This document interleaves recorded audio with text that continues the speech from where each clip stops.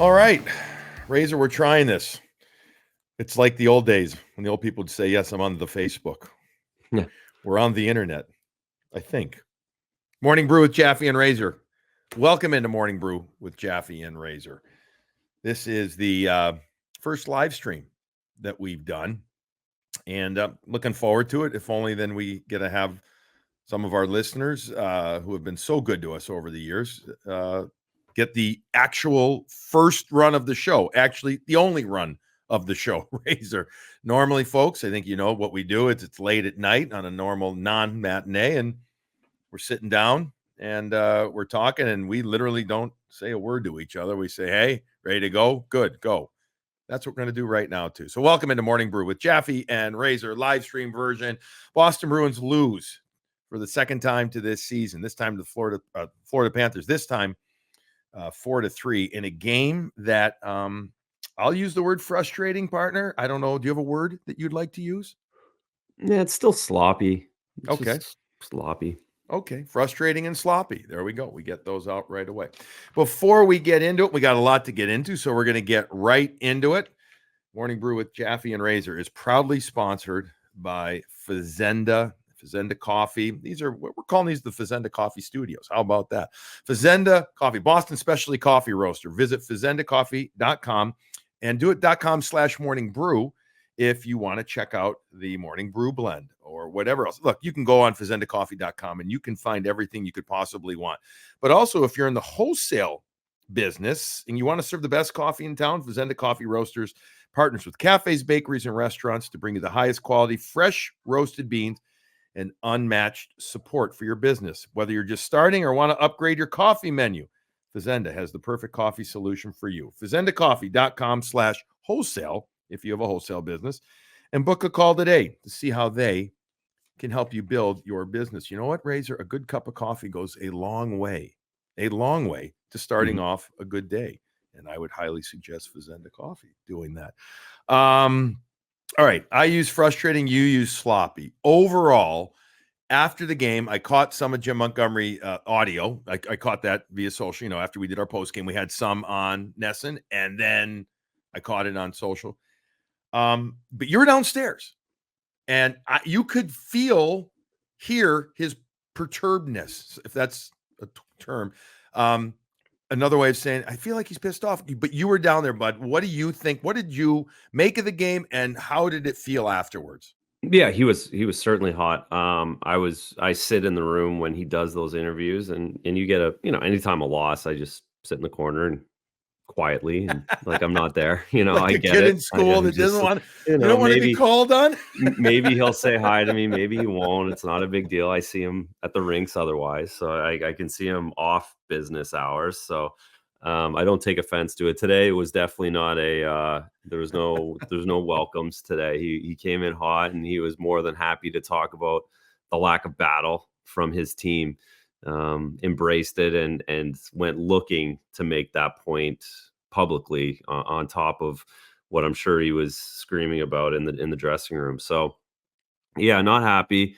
Probably frustrated that this Florida Panther team that was down their two best players took it to them the way that they did. And again, just at certain times outcompeted and then to the sloppiness part. I mean, the Bruins basically gave them 2 goals, if not and then if not more with the penalties early on. So I think it'll be.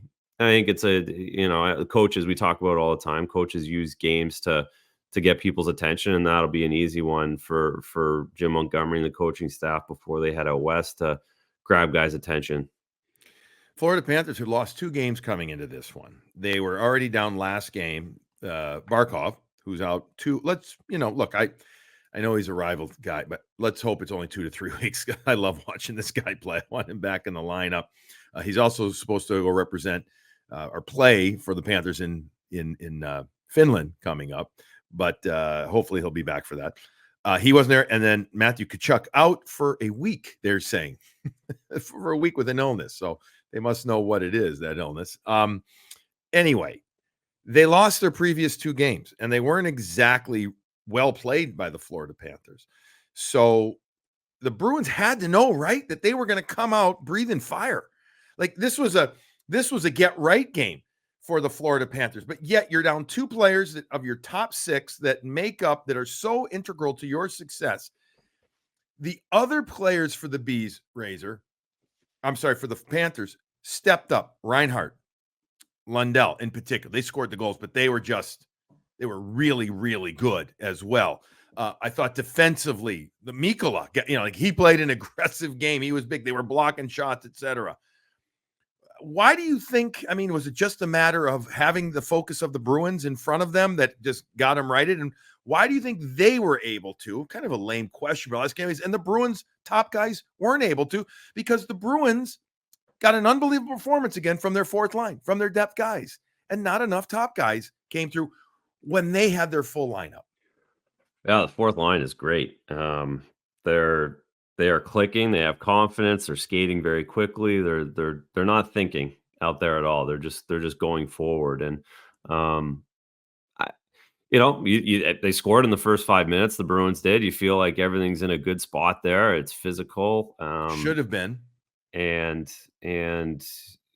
then you have the bad giveaway behind the net, and that's all Florida needs, is just to get that, and then they get the power play goal. So like 2 kind of self-inflicted wounds in the first period that they just didn't play clean enough. They had more opportunities to score. They outshot them 10-5 or something like that, 11-5 in the first. And so again, it's just those shifts, and we've said it over the playoffs the last couple of years against this team. And you if you don't pay attention to the details on every shift, they find a way to make you pay. It's very simple.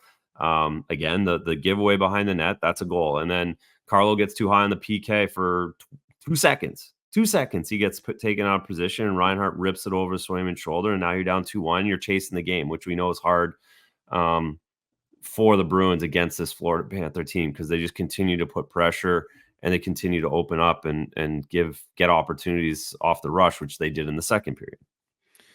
Is Sam Reinhart not given enough, perhaps, recognition, despite the fact that he had 57 goals last year? And here he is again doing it. I don't hear him ever referred to as a sniper. He's a great goal scorer. I think he's a freaking sniper, buddy. Like, that was a snipe. He came smart. inside. That was a real snipe, top corner, blocker side. And it feels like here's a guy who's only done it one time, 50 plus. It feels like this guy's just found another level that I don't know if I'm qualified to say I didn't see, because I never, maybe, regardless, it feels like he's going to do it again. Just the way he carries himself out there. If he gets 50 again, he won't be flying under the radar. That's for sure. Didn't see 57 coming out of him. Never would have guessed it. Never, probably didn't pay attention enough to the fact that he did it. And then again, the fact that he's scoring these special team goals again so early in the season. It's he's found his thing. He's found his thing in this league. He's a high pick, and he's always been good, but he's certainly figured it out here in Florida the last couple of years. Yeah, and listen, he's scoring goals at key times, right? Mm-hmm. And he's scoring. That shorthanded goal changes the tenor of the game. The goal that you mentioned off the power play to make it 2-1, it didn't feel good, but it didn't feel like, oh shit, right? Like, at least to me, it felt like, all right, power play. But then that shorty and Poitras not getting the puck deep. And again, I thought Poitras played pretty well through his gig, but this play, just like Lowry's mistake, he gets out battled. It's a positional 1v1 type battle. Monty talking about that. He seals him, takes it, goes, and then Poitras is accelerating or so much to try and get back. He ends up running into Swayman as well. And the guy, Reinhart, just stops in front of the net and does again, smart thing. His stick is on the ice, puck comes right to him. No, exactly. And listen, this is part of being young, right? Like, we hear it all the time, right? Like, oh, I want the young guys to play. We want Lowry in there. Oh, we want well, they give up goals. Like, that's why they don't usually play in the NHL. That takes them a while to do that, because young guys make mistakes. And And when they do, it ends up in the back of the net, and that's, frustrating, and you have to kind of roll with that. So you don't expect Poitras to make that mistake again. I think he learned from it. That's pretty embarrassing, especially because he ends up in the net while like that's just as bad as it gets for a power play shift for the kids. So you learn from that, but those are part of the growing pains that Florida doesn't have to go through, because they have a bunch of old guys that have a bunch of experience, and the Bruins are now kind of on the other side of that, where they've been the team that is old and grizzled, and that's where they're trying to get to. So those two plays change the game. They do. They do. I think it was Swayman after the game, partner, that was asked if Florida is in their head. And it was a no answer, like one of those one words, no. Yeah. Okay. It was a scrum buster, that question. That's Okay. the full on scrum buster. Nowhere to go from there. Fair enough. But, I also don't blame the reporter, whoever it was, for asking it. Okay. Yeah. So we can discuss. Is Florida in their head? Meaning, are they just better right now? Overall, they just deeper, a little bit better. Not to say the Bruins can't beat them regularly. I mean, the Bruins aren't going to beat them if they don't have production, especially from top guys. They're just not. No team's gonna, for Christ's sake, right? But does Florida? And the reason I asked that, and we can get it, we're gonna get into all the physical play and the penalties and all that stuff. But from a look, man, you've been in the locker room so much. I've been there too. But you, there's a vibe. You get it. You understand it. You never, as a player, right? You never want to admit that another team may have you, right? You never want to admit. And I get that too, because you want to make sure that your confidence stays up. You never try to think negative thoughts as well. I get all that. But right now, Bud, does it appear to you that Florida just has a confidence about them playing the Bruins, that the Bruins just can't get to ramp up? Yes or, I mean, when I say yes or no, meaning let's talk about that. I think the Bruins are trying a little bit too hard right now against the Florida Panthers. At least these two games. These two games, there's no question. This week they tried too hard against the Florida Panthers. They didn't play their game, and they got too wrapped up in the physicality. And then of course it's AJ Greer hitting past it like that. That is bullshit, and that pisses everyone off. And if AJ Greer was on any other team, that same thing would have happened out there today. I don't think that was a Florida Panther thing. I think that was an AJ Greer thing. Okay. Where, again, he's not my favorite guy, and he wasn't my favorite guy here. I thought he took cheap shots when he was here, and he took another cheap shot tonight. He was more than happy to fight Pavel Zacha. Like, It's so soft and it's so phony. Right. And I think that would have bothered them no matter what. But I think Kastelik wanted to try and get him going. Yeah, and he doesn't do anything. And he wanted no part of it. He got Kastelik when Kastelik wasn't ready last week and said, "I already fought you." Again, that's his game.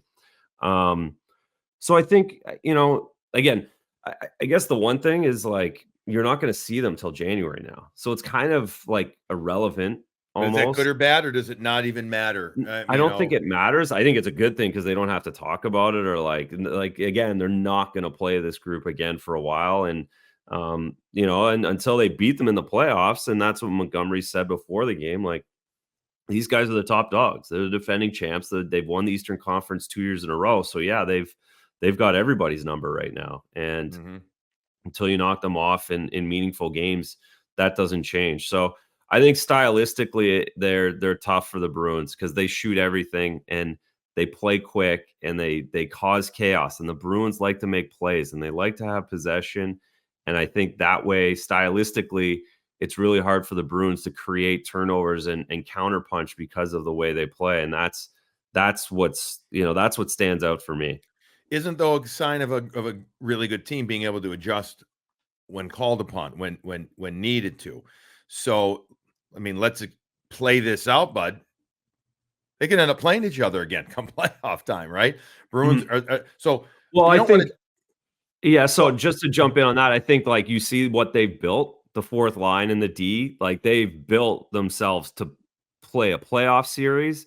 But having Florida twice in the first week when they're still trying to figure each other out and still trying to create an identity for this group, I think it gives Florida an advantage in that respect. Okay. Well, they're getting it. Florida gets to their game. They didn't get to their game perhaps as much as we saw a couple of days ago when they were in Florida, where that first period, they hammered away and every battle they won.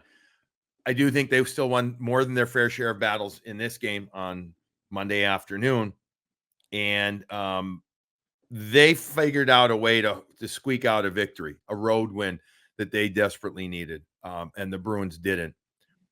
Let's talk about some of the guys that the Bruins need more out of.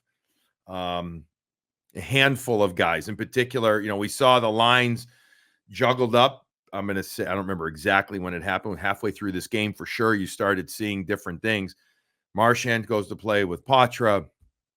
Coyle, I think Coyle one shift was out there on the right side, actually, with somebody, and Coyle's in the middle, and Geeky's not seeing as much ice time, et cetera. Like, there's a gaggle of guys, partner, that I know we're just 4 games in, and I am not walking to the cliff at all. I'm not saying at all, but don't you think it has to be discussed a little bit? Like, there's Charlie Coyle, we talked in our season preview show, he needs to replicate what he did his first year.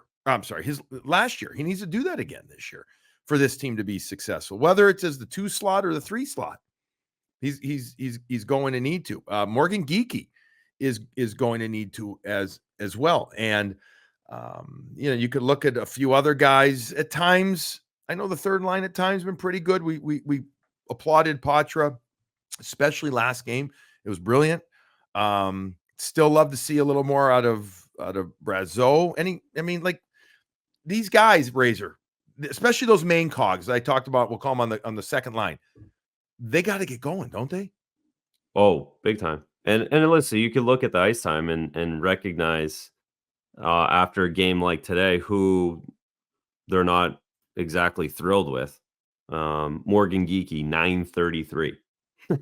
That's a problem. Yeah. They're not happy with that. Trent Frederick, 12 minutes and 23 seconds. That's a couple minutes below his average last year. Charlie Coyle, 14 minutes, probably 4 minutes, 5 minutes below. 5 minutes below, yeah.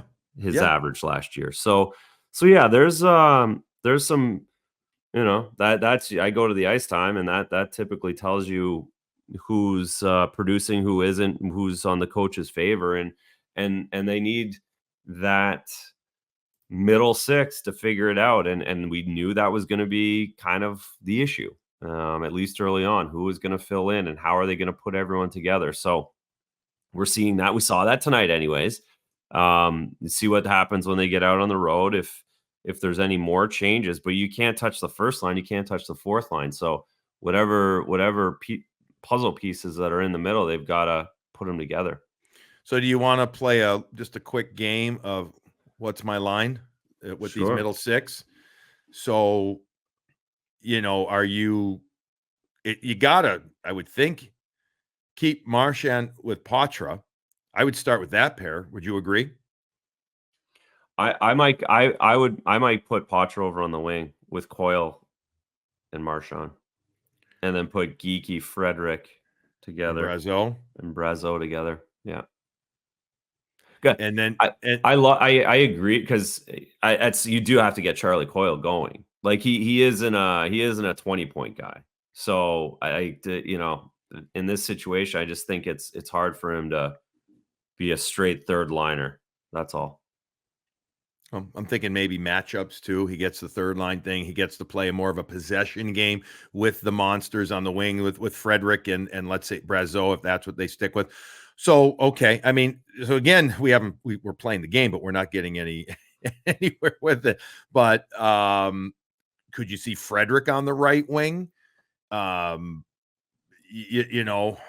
again, then you're putting Geeky, Poitras, and Brazeau, 3 righties together. Yeah. I don't know if I like that either for that line.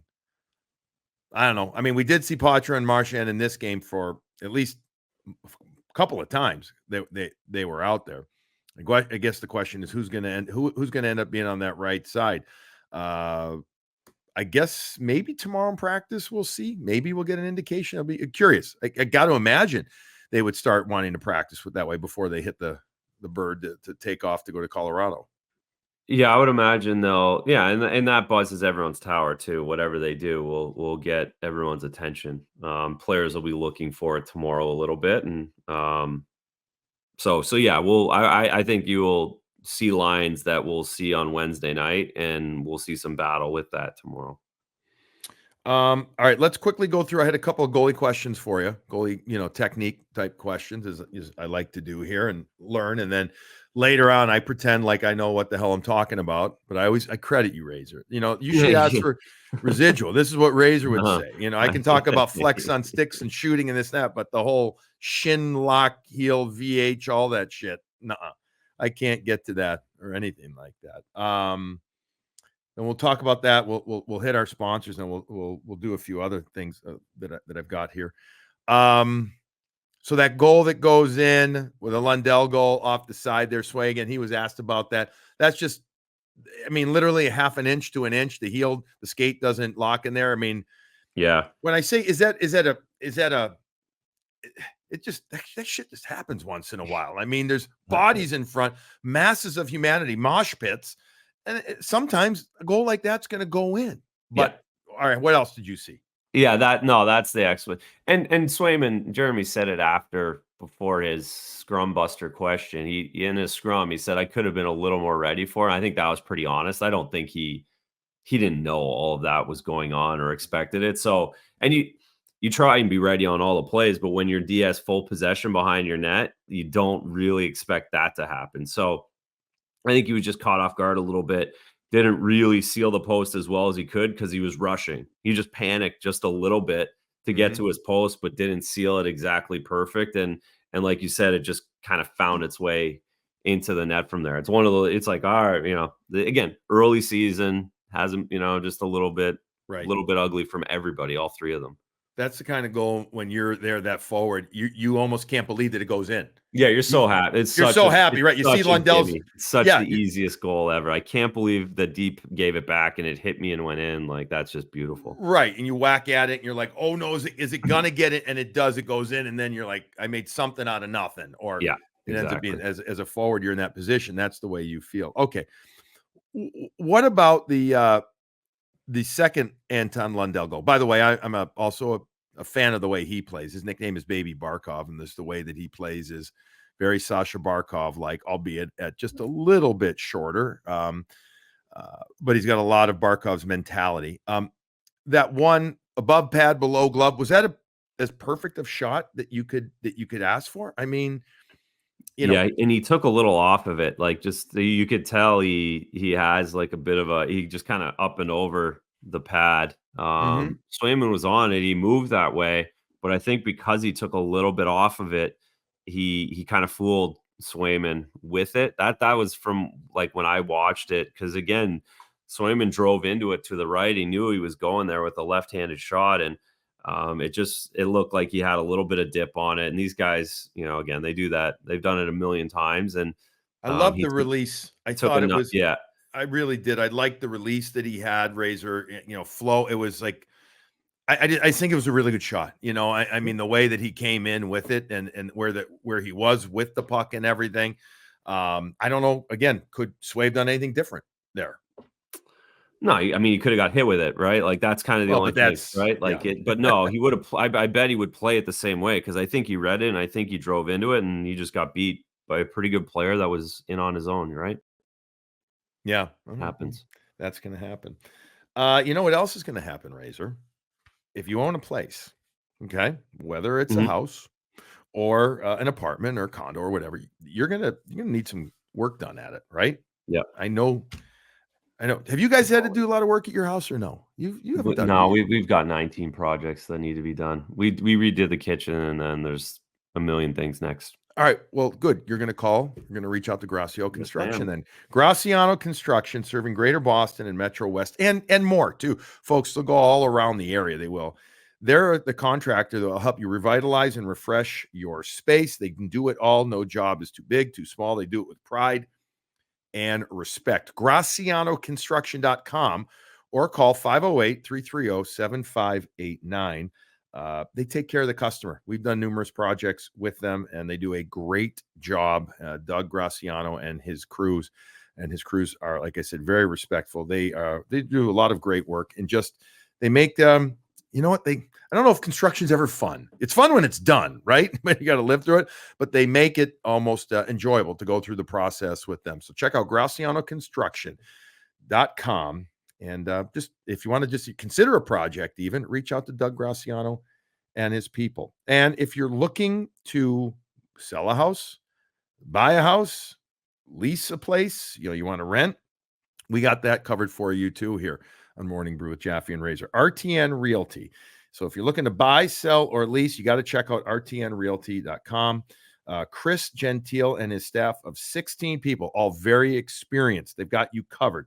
Nothing too big or small for them either. All types of residential sales. Chris has over 2,500 transactions throughout his career. He knows the area, and he's licensed in a couple of states around there, Mass, Rhode Island. I mean, you reach out to Chris and his staff, and they will take care of you. rtnrealty.com. Email cgentile, Gentile, at rtnrealty.com as well. And you can also try and give him a call. He's very happy to talk with you. 617-835-0845. Razor knows him. And I know he's a hockey guy too, folks. You could talk hockey with him. You can. You could talk second, third line with him too if you want to give him a call. He also, you know what else he hasn't? He has a dog. Just like you have one, I have one. And so what is that? So what did Mila the Wonder Dog get? She is, like, folks, Razor's got a true retriever, and I've got a true receiver. That's what Cooper is. And but we both are thrilled that Bay Dog, Canine Adventure Gear, has joined Morning Brew with Jaffe and Razor as a sponsor this part of the season. What did Mila the Wonder Dog get? She is a wonderful dog, and she is the ultimate retriever. She is a retriever, and her and Coop are best buddies now. Now that they've stayed together, they're sleepovers now. They like each other. We got a couple leashes, a couple collars with name, number. She's been carrying around the floaty, the floating device. She likes that, so she'll get in the water with that. So it's awesome. The kids, of course. I mean, Evie's just so excited to get any of the toys out at any moment. And then Aaron saw the Bay Dog at the pet store the other day. Oh, nice! The big display at the back of the store. So she was impressed with that too. So you can find it at the stores locally. Bay Dog is 100% veteran owned. They are super high quality products, folks. Smart designs, but also, and most importantly, very reasonably priced. They've got harnesses, leashes, collars, college gear. They've got a line of college gear. Places like Yukon, Michigan, Yale. I mean, you can look online. It's like 33 different schools that they've got. So check out, if you went to one of those places, or somebody did, they got a dog, go check it out. Use the code MBREW, BRU, MBRU. Get yourself 15% off the entire order. The other thing that they're really known for, the best dog life jackets on planet Earth. So if you're out with your dog on a boat or at the water and you want one, go check out Bay Dog. And again, one day I'm going to tell the story of how Bay Dog and Morning Brew with Jaffe and Razor came to be. But we thank Bay Dog and Bart for joining us. All right. Those are our sponsors, folks. We appreciate you taking the time to listen and perhaps support. All right, buddy. Speaking of support, help me out here, man. Help me out, please. Power play. Can you support me? Can you give me?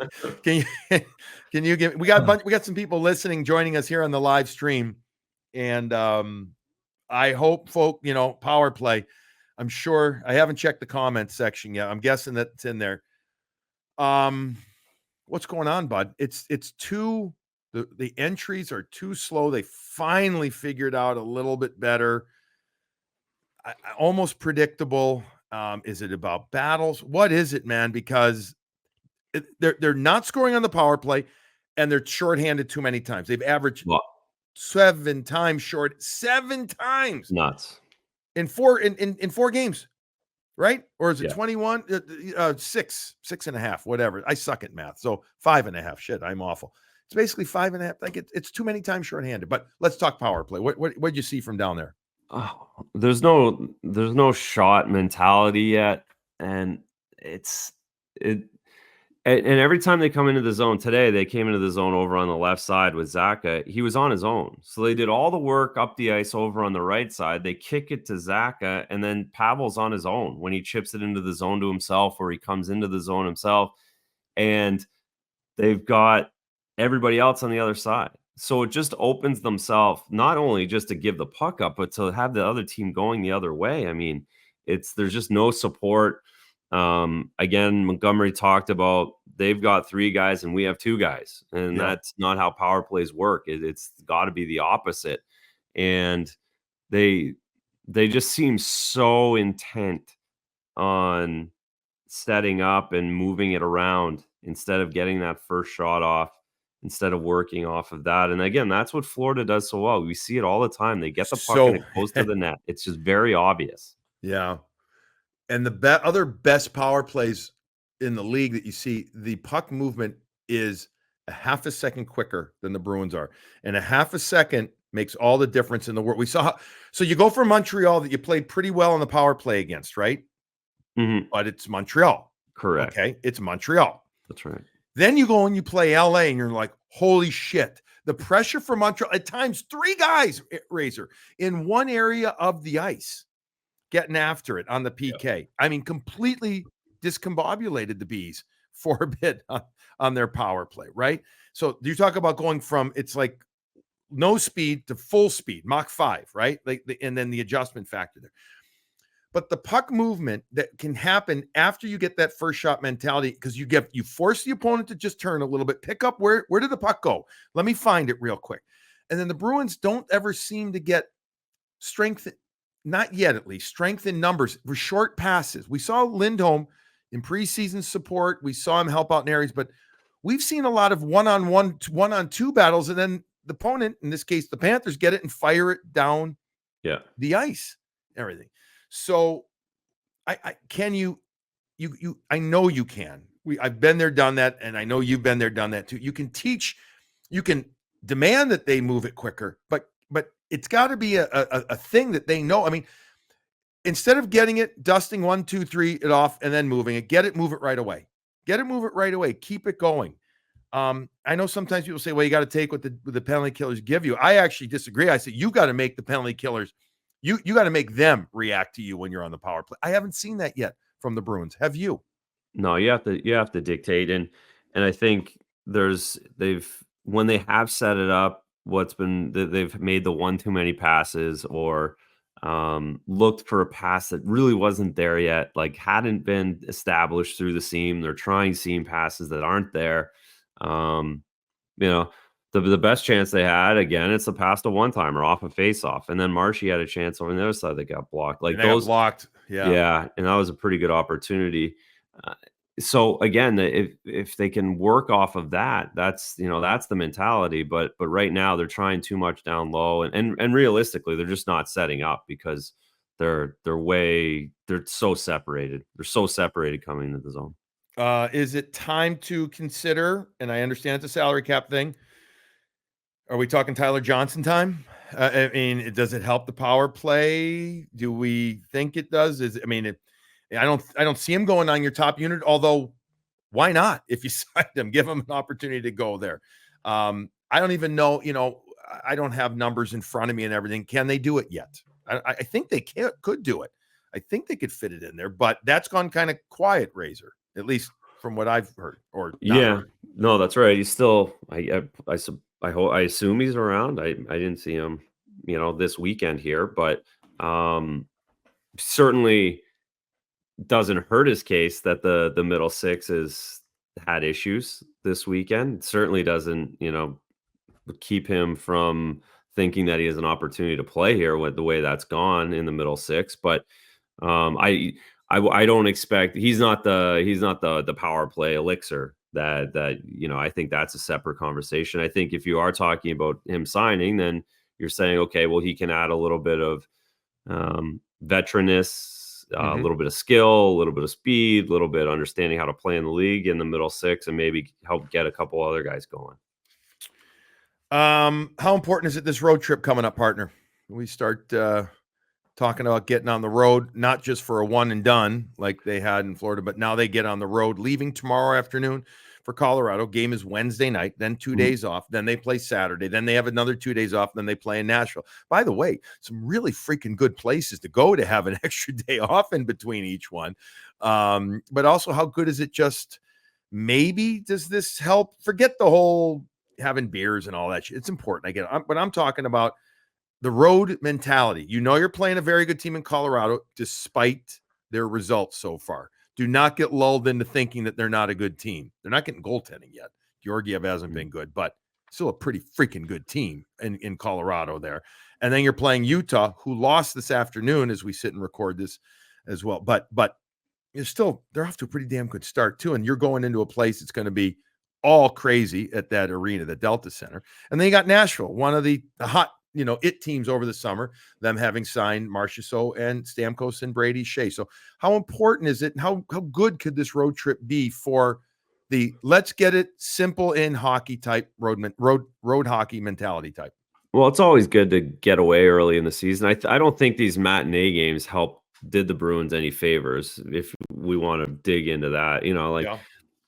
It's not an excuse, but I don't think they help early in the season to be playing matinee games and guys aren't getting morning skates, etc. So I think just getting on the road and getting some practice time and having morning skates and being in the hotel together and not worrying about where my kid is on the glass before warm-ups, matinee game after matinee game. And I think all that stuff kind of adds up. It's a long weekend for everyone here, and now they get to go on the road and get some sleep and hang out together and play some golf and do whatever else they do. So they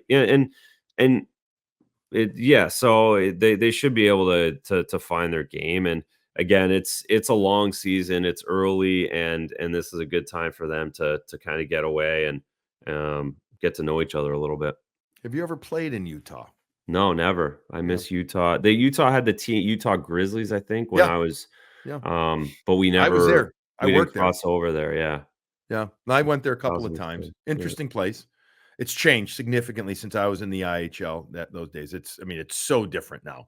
The last 10 years or so, everything has changed, especially all the different people that have moved there, especially from the West Coast. I guess it's very entrepreneur driven now there. All right.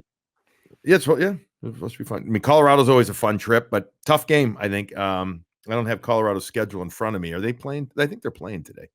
I can't remember. I should know this shit before I do a podcast, but I don't remember well. All right. So the Bruins play on Wednesday night. That game, folks, is on TNT. Razor, you and I are going to do a show. We just don't know if we're going to do a show right after that game. We could, if we want to stay up late, if we can stay up late. A lot of Fazenda coffee. Yeah. No gummies for me. If I do gummies, I'm done. Good night. Good night, gummies.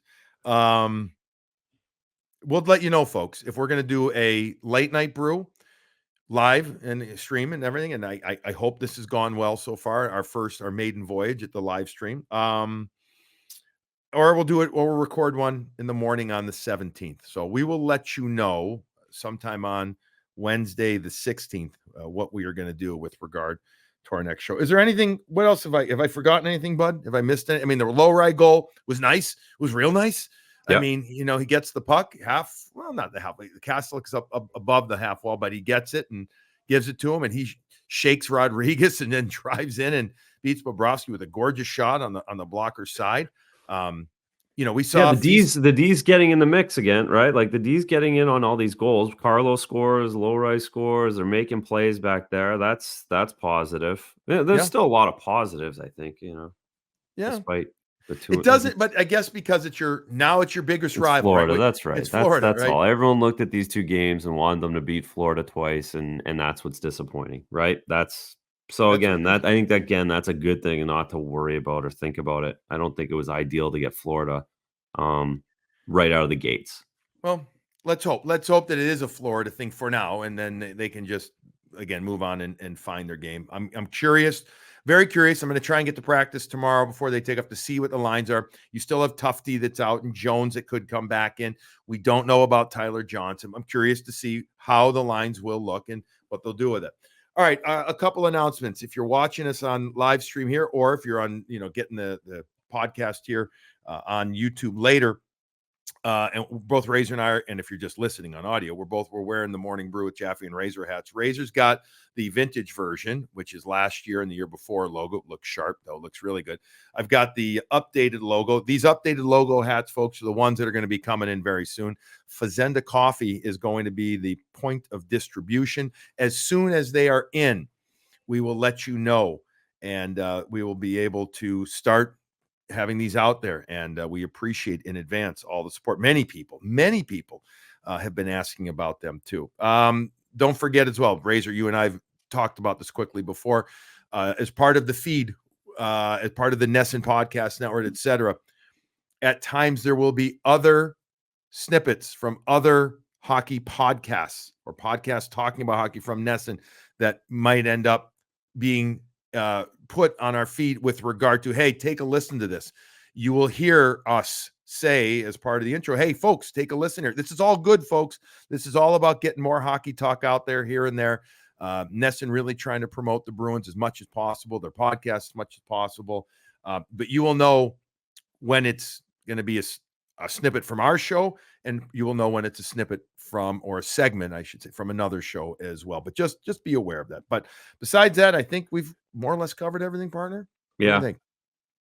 Okay. Road trip time. And it means that we're here doing other stuff and then getting ready to work late night.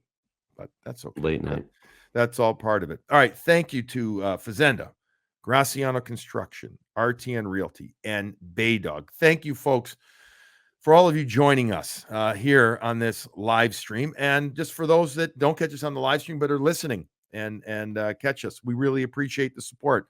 Things are a lot of fun, these are a lot of fun doing it, knowing that a lot of people are listening. So everybody, your Boston Bruins lose their fourth game into the season. Their record is now 2-2. They lose to the Florida Panthers 4-3. And, let's hope they get on the road and good things happen. It all starts Wednesday in Colorado. Between now and then, I'm sure you're going to have more than a couple of cups of coffee. Make it a Fazenda and make sure that you enjoy it.